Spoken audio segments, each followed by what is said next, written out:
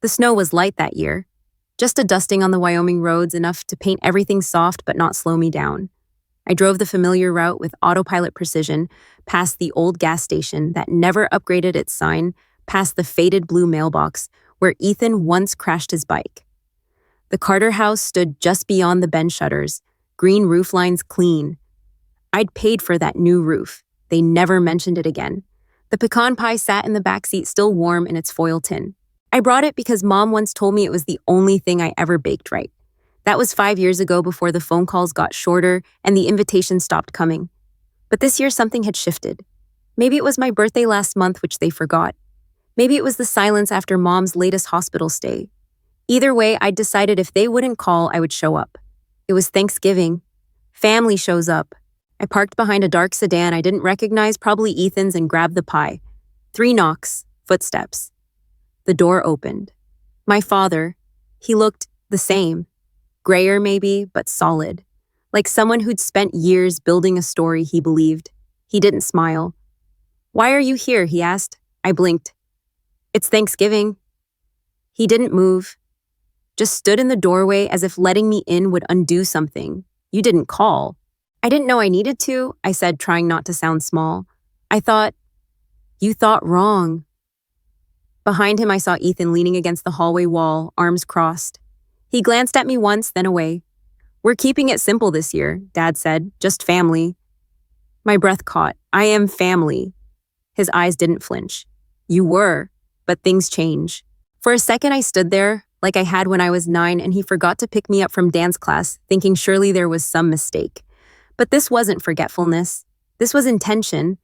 The pie in my hands felt absurd. A peace offering no one asked for. I nodded once. No words. Turned around, walked back to my car, set the pie on the passenger seat, sat with my hands on the wheel, engine off. I could have cried. I could have screamed. I didn't. Instead, I reached into the glove box, pulled out a small leather folder I hadn't touched in years. Inside it, a copy of the deed. My name was still there. They said I didn't belong, but the paperwork disagreed. The drive back to Denver felt shorter, like I'd been pushed away with more force than I arrived. I didn't turn on music, just let the silence settle where the holiday should have been. When I got home, I didn't unpack. I went straight to the bedroom closet and reached for the small fireproof lockbox on the top shelf. Same place it had sat since 2012. Same dust. Same quiet truth no one talked about. I set it on the kitchen counter and flipped the clasps open. Inside, neatly folded, was a copy of the mortgage agreement. 2 names on it, Douglas Carter and Helen Carter. Back then, the house had been on the brink. Dad was months behind. The bank was circling, and Ethan had just moved to LA to figure himself out. I was the one who stepped in. I signed, I paid. I saved the house, not as a favor, not as a loan, as co-owner. They said it was temporary, that they'd clean it up on paper later. They never did. Next to the mortgage papers were receipts for the new roof for the plumbing work. After the pipe burst for the property taxes, I paid 3 years in a row just to help out. I helped fix the roof, paid off the taxes, kept their lights on while they called Ethan their future. I didn't keep the receipts to prove anything. I kept them because no one else seemed to remember. Or maybe they did and it just didn't matter.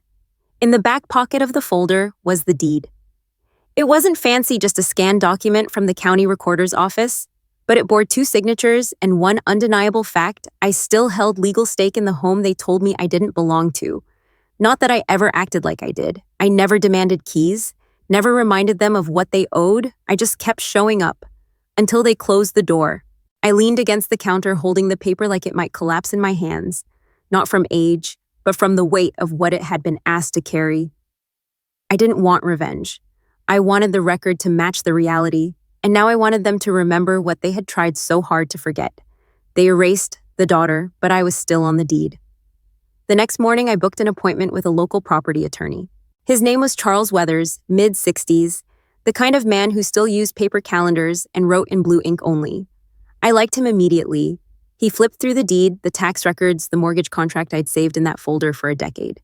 I sat across from him, hands clasped. I didn't feel angry. I felt like a notary waiting to be stamped. He looked up after 10 minutes and tapped the deed twice.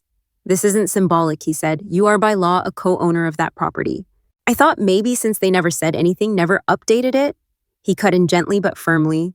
They didn't update it because they couldn't. Not without your signature. And they've been benefiting from your legal silence for over 10 years. I exhaled. All those years, I paid property tax on time, even when Mom said, "Don't worry about it this year." I paid anyway. All those home improvements I covered, logged, filed under folders marked just in case. Turns out just in case was now. Charles slid a form across the desk. This is a request to reaffirm co-ownership. It updates the title on public record, reasserts your name, and notifies the other parties. Does it start a fight? He shook his head. No, it starts a paper trail. I signed. The pen didn't shake. That evening, I stopped by the small notary window inside the downtown county building. The clerk, maybe early 40s, didn't even glance up when I handed her the file. You just updating an existing deed, she asked. Yes. Property address, I told her. She typed stamped nodded. It'll be reflected in the system in 3 to 5 business days. Just like that. No courtroom, no shouting match, no family vote.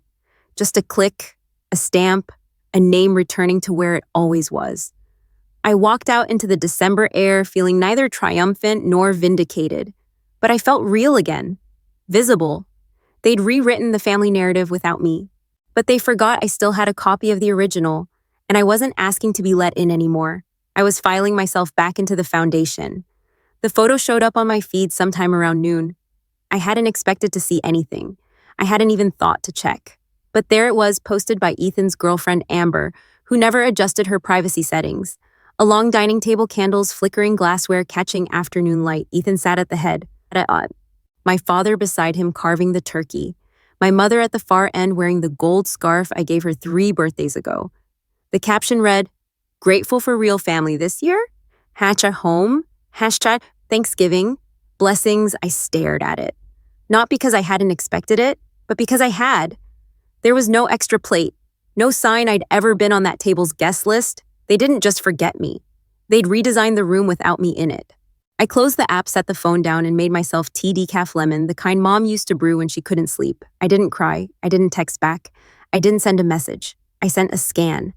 That afternoon, I emailed a notarized copy of the reaffirmed co-ownership to the Carter family Gmail address.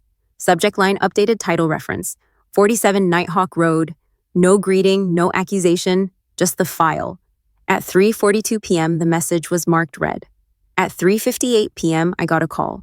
I let it ring, then silenced it. That evening, I lit a candle and ate a small meal at the kitchen counter, leftover soup, 2 crackers, and a slice of store-bought pumpkin pie. It wasn't festive, and it wasn't lonely. It was deliberate. The last text I received before midnight came from a number I didn't recognize, probably Ethan. Hope your paperwork makes you feel better than real family ever could. I didn't respond. Instead, I opened a different message. One I hadn't seen in years, saved from a woman named Jean, our old neighbor across the fence. Your father told me you moved away for good. I miss seeing you around the holidays. You always help me bring my trash cans in. Let me know if you're ever back. My door's always open. I read it 3 times. Then I hit reply. Because sometimes the table doesn't matter, but who leaves the porch light on that does.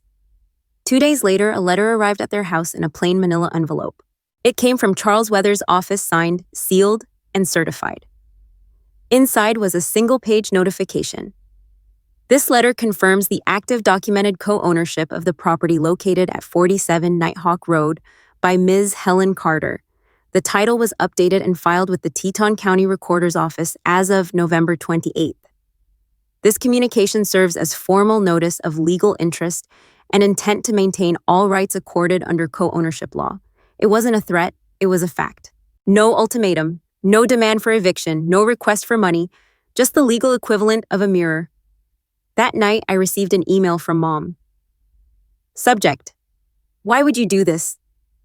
The body was short. This isn't how families resolve things. You've made us look like fools. Your brother's been working so hard to get things back on track. We thought you were past all this. Why now? No mention of Thanksgiving, no apology, not even a question about how I was. I stared at the screen for a long time. Then I forwarded the email to Charles for the record. He replied 2 hours later, "You're under no obligation to respond, but you may wish to save it." I did. The next morning, a different envelope showed up in my P.O. box. This one handwritten, no return address. The card inside was ivory lined with a thin gold edge. My mother's handwriting was still as careful as I remembered, except Now the lines curved with a little more strain, like something held too tightly. "We thought you were stronger than this, Helen. We didn't think you'd want to embarrass us. We just wanted peace." There was no signature. I placed the card back in the envelope, slipped it into my desk drawer, and closed it. They still thought this was about attention, about shame, about embarrassing the family. They hadn't realized yet. This was never about them. It was about my name, my right to exist in the history of a house I helped save. They wrote me out in whispers. I answered back in ink. I waited until a week before Christmas, not because I wanted to ruin the holidays, but because it was the only time I knew they'd all be home. I didn't call. I didn't warn. I just drove. The sky was low and gray, the kind that made everything feel quieter than it really was. I parked in front of the Carter house, still neat, still green, shuttered, still standing like it had nothing to hide. I left the engine running, just in case. The front door opened after the second knock. My father stood there wearing the same brown cardigan he always wore when he wanted to seem unbothered. "Helen," he said, as if the word had dust on it. "I won't stay long," I replied. "I just wanted to deliver something in person." I handed him a slim envelope, white no logo, addressed by hand. He took it reluctantly, like it might burn. "What is this?" "It's not a threat," I said. "It's a copy of the deed of... Just so you don't forget who's on it." Ethan appeared behind him, frowning, arms crossed. Mom was further back near the kitchen doorway, pretending to busy herself with a dish towel she wasn't using. "You didn't need to come here for this," my father said. "You told me I wasn't family," I said, "but I never stopped being owner." I watched the words land. They didn't explode. They settled quiet and heavy. "You're doing this out of spite," he muttered. "No, I'm doing this out of record." Ethan shifted. "So what are you going to take the house, force us out?" I shook my head. "I'm not taking anything. I just wanted you to see it with your own eyes. Since you had no trouble forgetting everything else." No one spoke, not even Mom. I stepped back, keeping my posture straight. No drama, no parting words, just one last fact. I'm not here to fight. I'm here to be seen. Then I turned, walked down the steps, and got in my car. The envelope was still in his hand when I pulled away. Let them eat in that house. Let them host their holidays. But now every room has my name echoing in the foundation. The messages started 2 days later, not from my parents directly at first, but from Ethan. "What exactly are you trying to prove? This isn't the Helen I grew up with. You're better than this." "No," I thought. "I'm just not quieter than this anymore." Then came the email from Dad. "We could have handled this as a family. Now you've made it legal. Cold, final. I hope you're proud." I didn't reply, but I saved every word, for the record. Charles emailed me that same morning. "They cannot change ownership, refinance, or sell without your participation. You now hold a functional veto." He added that the updated record was now reflected in the Teton County title database. Publicly searchable, permanently stamped. They could call it betrayal, but the ink said otherwise. The next afternoon, a text from Mom arrived. Short, careful, almost sweet. "Can we talk? Just the two of us, no lawyers, please." I let it sit. There was nothing left to clarify.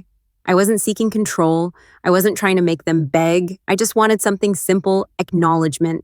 Not flowers, not apologies. Just one sentence that said, "We remember what you did." It never came. Instead, Ethan posted another photo on social media.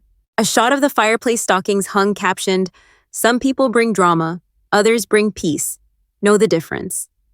I smiled for the first time in days, because now it was clear they still thought I wanted the stage. But all I ever wanted was to be counted in the story, not the headline, just the footnote that read, "She was here. She mattered. She paid for the roof and patched the cracks and turned the lights back on." And when they slammed the door, they assumed it would stay closed. But I wasn't knocking anymore. I was flipping the switch. They kept the house warm by pretending I never existed. Now they can sit in the truth I turned on. I didn't go back to the house again. Not for Christmas, not for spring. Not even when the neighbor, Mrs. Jean, emailed me that the lilacs I planted were blooming early this year. Instead, I mailed a final envelope to Charles. Inside, a notarized letter stating that I would not pursue any forced sale or occupancy claims against the Carter residence for now. I asked him to hold it, not to send it. I wasn't trying to punish them, but I wasn't going to protect them either. A month later, a hand-addressed envelope arrived at my apartment in Denver. The handwriting was familiar, deliberate, slanted, slightly right. My mother's. I opened it slowly. "Dear Helen, we've been thinking a lot about the past, about you, about everything we didn't say. Maybe we didn't understand what it meant to be fair, or what you were really carrying all those years. We don't expect forgiveness, we just hope this door isn't closed forever. Love, Mom. I folded the letter and slid it back into its envelope, tucked it behind the deed in my lockbox. I didn't need to answer. The paper already had. That weekend, I visited a realtor's office. I wasn't selling the house, I was buying one of my own, not a replacement. A beginning. Smaller, farther from them, closer to me, a place with no history I had to rewrite. As I packed up my apartment, I found an old photo in a junk drawer, age 12, sitting on the roof of the Carter house with a paintbrush in one hand and a smudge of white on my cheek. Dad had taken the picture, said it would remind him who saved this place. Apparently he'd forgotten, but I hadn't. I tucked it into a new frame, one that would sit by my window not as a memory of pain but as proof of presence.